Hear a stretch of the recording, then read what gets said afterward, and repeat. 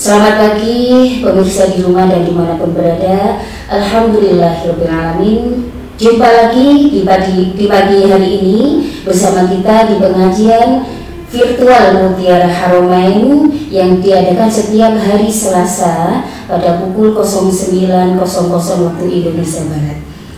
Sebelum saya membacakan tema pagi hari ini, saya mengingatkan pada para pemirsa yang berada di rumah tetap semangat dan patuhi protokol kesehatan, tetap memakai masker, cuci tangan dan jaga jarak.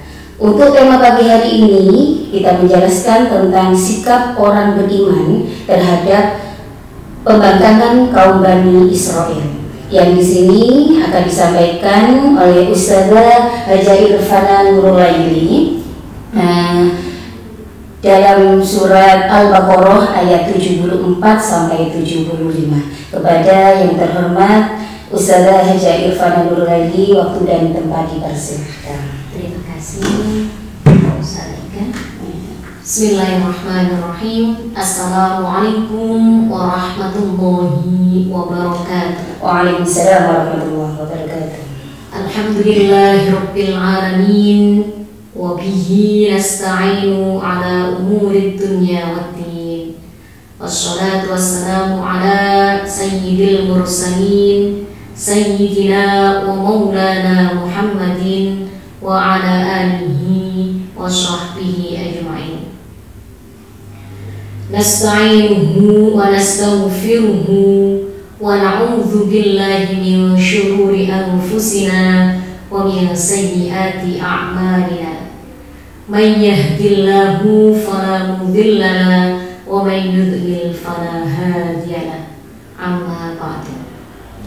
Yang terhormat pimpinan PT An-Namira Travelindo yang kami hormati, seluruh pemirsa yang hari ini mendengarkan dan menyaksikan langsung pengajian virtual Mutiara Haramain yang diselenggarakan oleh PT An-Namira Travelindo, dan yang amat kami banggakan Ustazah Ika dan seluruh tim yang hari ini hadir. Alhamdulillahirabbil alamin. Kita patut bersyukur kehadirat Ilahi Rabbi karena berkat rahmat dan kenikmatan yang telah diberikan kepada kita, sehingga pada pagi hari ini kita masih diberikan kesempatan untuk bertatap muka meski dalam kondisi virtual ya, karena masih pandemi. Dan patut kita syukuri pula kesehatan yang telah diberikan kepada kita hari ini mungkin belum tentu diberikan kepada orang lain. Ya. Alhamdulillahirabbil alamin.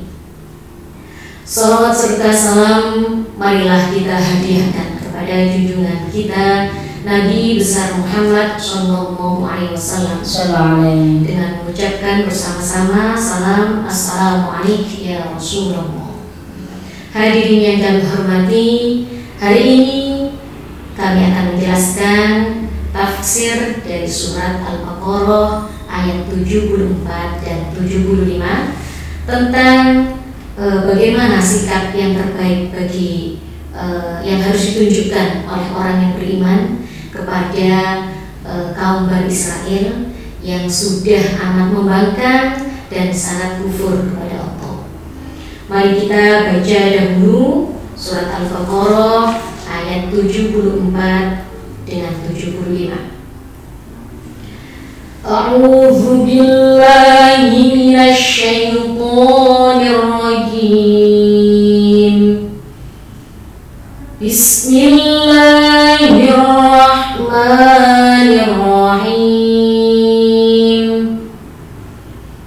Tsumma qasat qulubukum min ba'di dzalika fahiya kal hijarah min ba'di dzalika fahiya kal hijarati aw ashaddu qaswah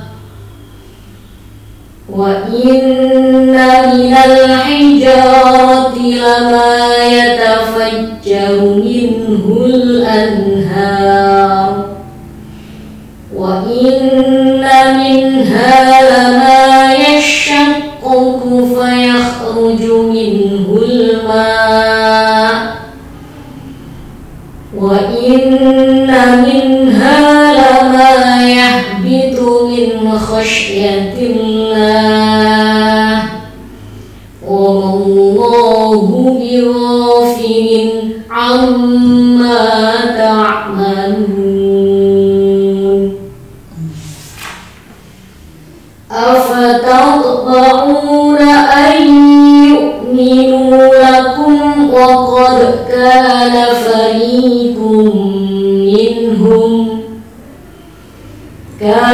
fariqum minhum yasma'una kalam Allah thumma yuharrifunahu min ba'di ma aqaluhu wa hum ya'lamun. Shadaqallahul azim. Maha benar Allah dengan segala firman-Nya. Tadi yang kami bacakan adalah surat Al-Baqarah ayat 74 dengan 75. Ayat ini menjelaskan dan sangat berkait dengan ayat-ayat sebelumnya. Sebelumnya ada ayat-ayat yang menjelaskan tentang beberapa peristiwa yang penjelasan itu menunjukkan bahwa Bani Israel, kaum Nabi Musa, yakni keturunan dari Nabi Yakub, ini sangat membangkang dengan perintah-perintah syariat, terutama karena pada zaman itu adalah turunlah wahyu Allah, firman Allah yang ditulis dalam kitab Taurat. Salah satu pembangkangan dari Bani Israel yang berkaitan dengan ayat ini adalah ayat sebelumnya, yakni petunjuk atau kuasa dari Allah Subhanahu wa Ta'ala yang ditunjukkan dari mukjizat yang telah diberikan Nabi Musa, yakni membangunkan orang yang sudah meninggal. Kita ingat cerita atau kisah sebelumnya, yakni ada saudara kaya dari kaum Bani Israel yang telah meninggal atau terbunuh, dan mayatnya atau jenazahnya dibuang di daerah lain, sehingga membuat geger seluruh masyarakat, terutama karena beliau adalah tokoh dari Bani Israel. Sehingga dalam peristiwa itu mereka saling tuduh-menuduh dan bertengkar untuk menunjukkan siapa pembunuh dari saudara kaya itu. Akhirnya berkat pertanyaan dan syariat yang telah disyariatkan oleh Allah untuk menunjukkan siapa pembunuhnya, dan banyaknya pertanyaan Bani Israel yang enggan untuk menyelesaikan atau melaksanakan perintah dari Allah, yakni menyembelih sapi betina. Ya, saat itu untuk menunjukkan siapa pembunuhnya, Allah memberikan perintah, memberikan petunjuk kepada Bani Israel melalui Nabi Musa untuk segera menyembelih sapi betina. Namun karena banyaknya pertanyaan dari Bani Israel, sehingga sapi betina yang ditunjukkan oleh Allah dengan detail itu ternyata sapi betina yang amat sangat langka untuk dicari, dan harganya sangat mahal. Namun karena sudah terlanjur istilahnya menyanggupi untuk melaksanakan perintah Allah, sehingga Bani Israel dengan susah payah akhirnya menyembelih sapi betina. Dan dalam kisah itu dijelaskan bahwa setelah menyembelih sapi betina, Allah memberikan petunjuk kembali, memerintahkan kepada Bani Israel untuk memukulkan bagian dari sapi betina itu kepada mayat yang sudah lama meninggal itu, ya, sudah terbunuh itu.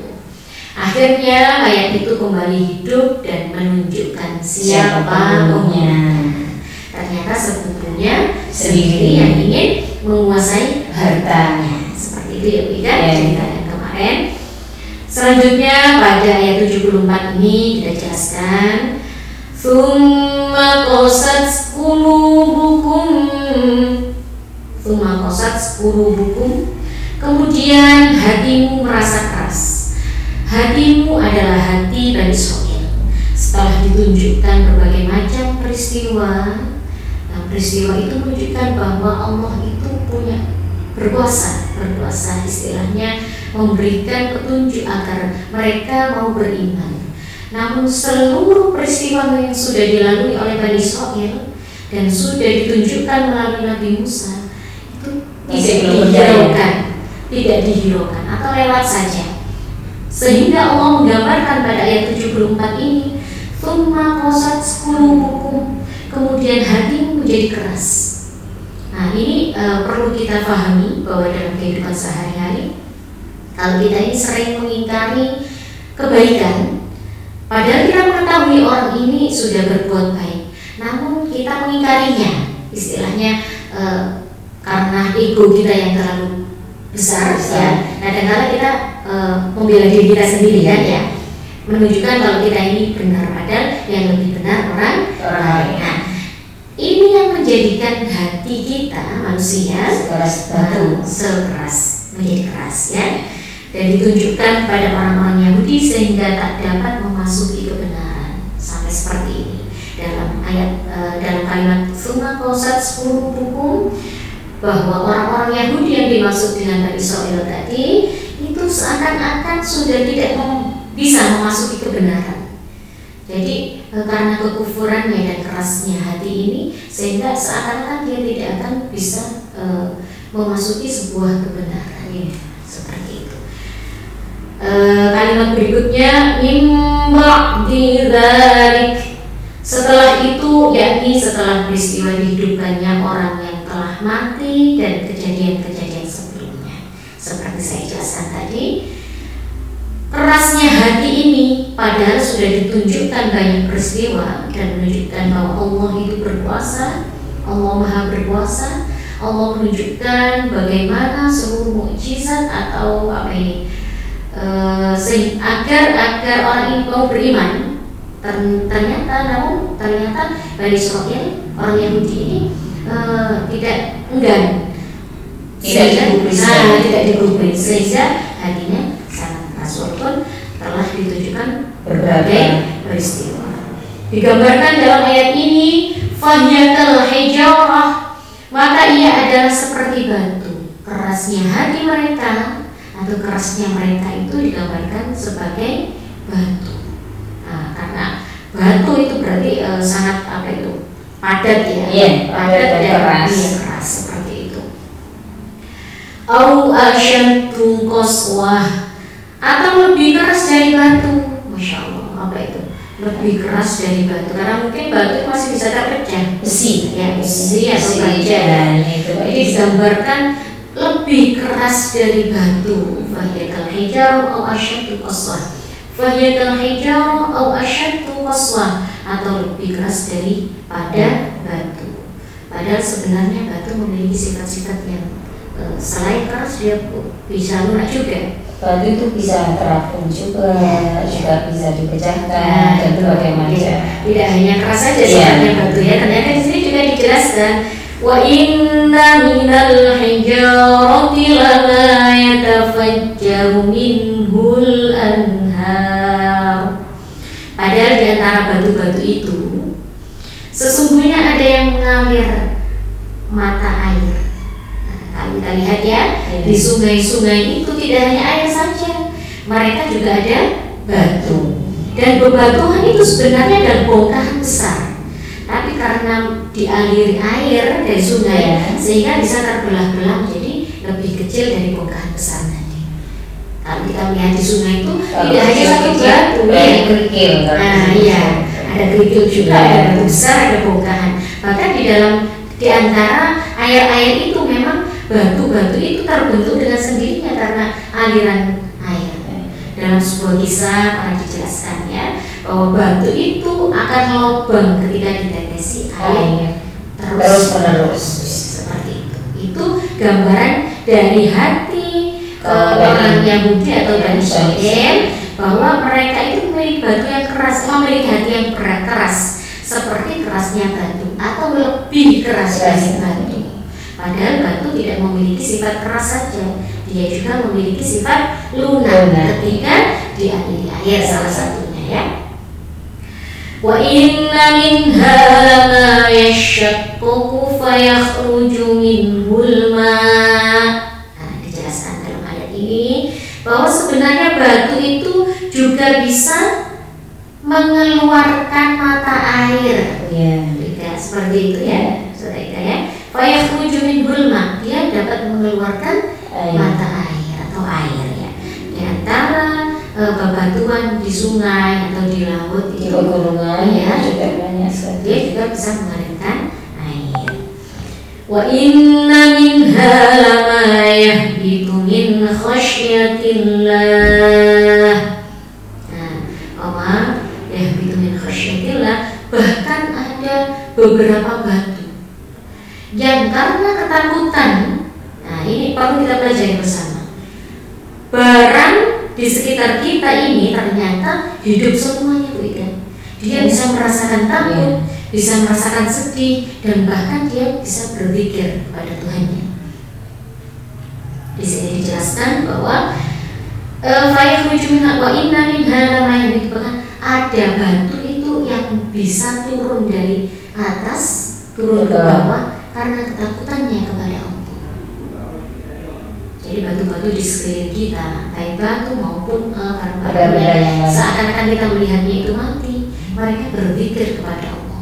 Dijelaskan dalam ayat ini bahwa batu itu salah satunya ada yang turun dari atas ke bawah karena perintah Allah atau karena ketakutan kepada Allah. Dan Bani Israel dan Yahudi digambarkan tidak memiliki ketakutan sama sekali kepada Tuhan Allah ya. Karena tidak percayanya tadi, karena ketidakimanannya tadi ya. Min khasyatillah, karena takut kepada Allah ya. Jadi batu itu ada yang takut juga kepada Allah. Bahkan mereka semuanya berzikir kepada Allah. Wa mallahu bighafilin amma ta'malun. Dan sekali lagi Allah tidak akan lengah terhadap apa yang kamu kerjakan. Maksudnya kamu ini adalah Bani Israil. Setiap peristiwa sudah tidak dihiraukan. Setiap mukjizat yang telah diberikan kepada Nabi Musa sudah enggan mereka lihat dan sehingga hati mereka digambarkan sebagai sekeras batu atau lebih dari keras dari batu. Padahal kalau kita lihat ya peristiwa sebelumnya itu sangat banyak sekali, saudara. Nabi Musa mengajak kaumnya yang mau mengikuti Nabi Musa saat itu, terutama kaum dari Bani Israel atau kaum Yahudi, ini adalah kaum yang mengikuti Nabi Musa saat itu untuk berlari dari kejaran Raja Fir'aun. Karena kuasa Allah, Allah memberikan mujizat kepada Nabi Musa, sebuah tongkat yang saat itu digunakan untuk membelah laut. Mereka juga mengikuti peristiwa itu. Belahan laut menjadi daratan dan mereka lari bersama-sama Nabi Musa sampai menuju darat atau padang pasir berikutnya. Pada laut itu sangat lebar sekali. Itu peristiwa yang luar biasa. Namun menurut mereka itu belum terlihat mujizatnya. Kekuasaan Allah, kuasa Allah tadi sudah mereka tidak mau melihat atau menghiraukan, tidak mau menghiraukan sama sekali.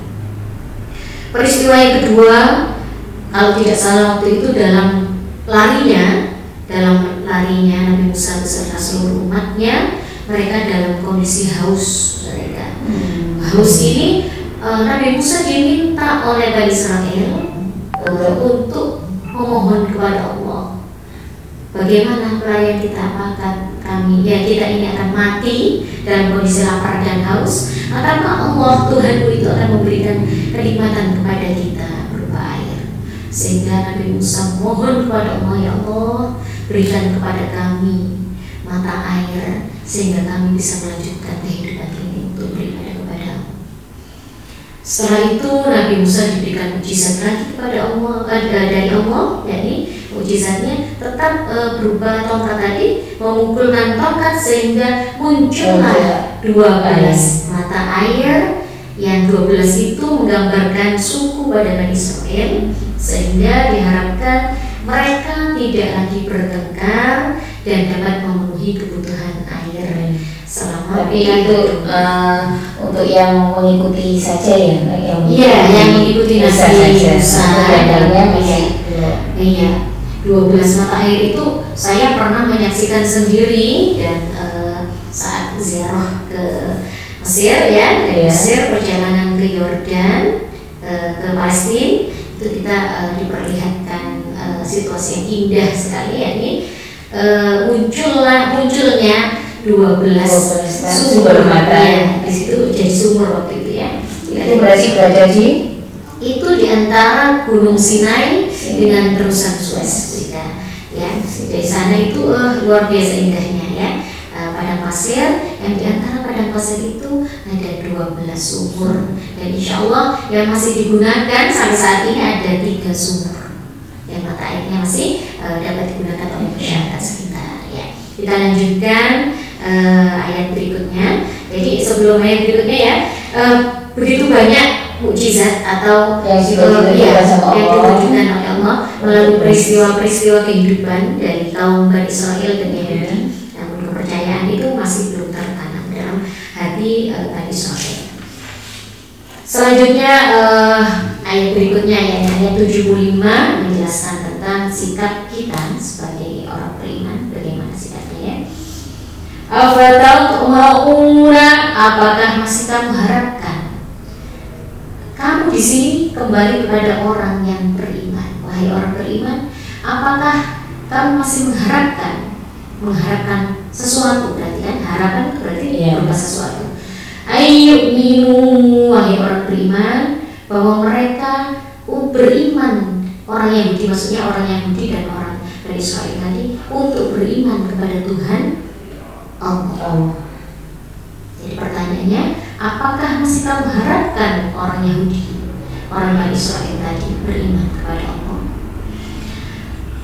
Waqad kana lakum waqad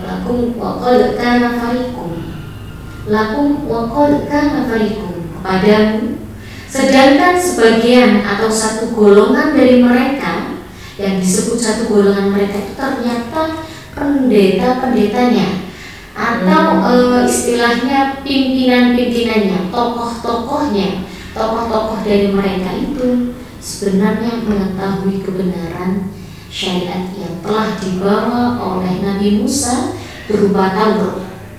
Jadi mereka memahami betul isi Taurat itu. Yasma'una kalamullah, dijelaskan ya, mereka mendengar dan melihat dan memahami isi kandungan Taurat. Min ba'di ma aqalu, namun mereka mengubahnya. Mengubah isi Taurat dengan kebenaran dari kebenaran menurut mereka sendiri, menurut kaumnya sendiri. Jadi tokoh-tokoh mereka ini sebenarnya mengetahui kebenaran syariat yang berada di kitab Taurat, bahwa kebenaran itu hanya milik Allah. Yang kebenaran itu disampaikan kepada Nabi Musa, dan mereka juga paham, mengetahui dan memahami bahwa Nabi Musa ini adalah utusan Allah. Mimpak dima'akoluhu, tapi mereka mengubah isi Taurat itu dengan ubahan menurut kebenaran mereka sendiri. Nah ini perlu diketahui ya, memang Bani Israel itu memiliki sifat sombong. Apa yang disombongkan? Karena menurut mereka nenek moyangnya dahulu itu sangat banyak sekali yang menjadi nabi-nabi Allah. Nah, mereka menganggap dirinya itu orang yang kaya ilmu dan berpikir lebih cerdas dari orang lain. Sampai sekarang, bahkan kalau kita lihat dalam YouTube itu ya, dijelaskan setiap membaca buku itu mereka dengan sekedar membalik-balikkan sudah memahami. Seperti itu ya, hanya membalikkan kertas-kertas ini mereka sudah memahami apa isinya. Itu adalah kecerdasan yang dimiliki oleh Bani Israel.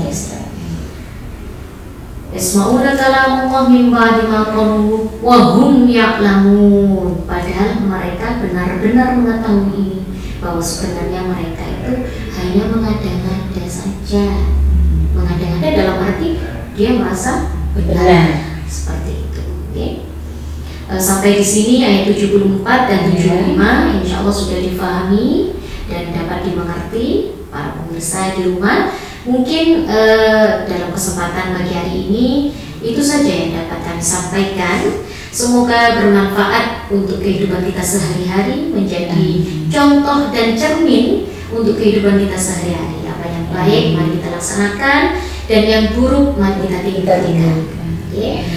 Dari saya selaku pembicara pada pagi hari ini, saya mohon maaf yang sebesar-besarnya. Akhirul kalam, wallahul muwaffiq ila aqwamit thoriq. Wassalamualaikum warahmatullahi wabarakatuh. Waalaikumsalam warahmatullahi wabarakatuh. Saya sampaikan kepada Bunda, monggo bisa diakhiri. Alhamdulillah, pada pengajian virtual Mutiara Haromain pada pagi hari ini sudah selesai. Banyak sekali, meskipun sedikit penjelasannya, tapi banyak sekali yang kita ambil ilmunya, dan banyak sekali yang mukjizat Allah yang sudah disampaikan di dalam surat Al-Baqarah ayat 74 sampai 75. Jumpa lagi nanti di hari Selasa minggu depan. Tetap para pemirsa yang berada di rumah tetap tidak pindah channel, mendengarkan pengajian virtual Mutiara Haromain. Semoga bermanfaat untuk kita semua. Saya akhiri, wassalamualaikum warahmatullahi wabarakatuh.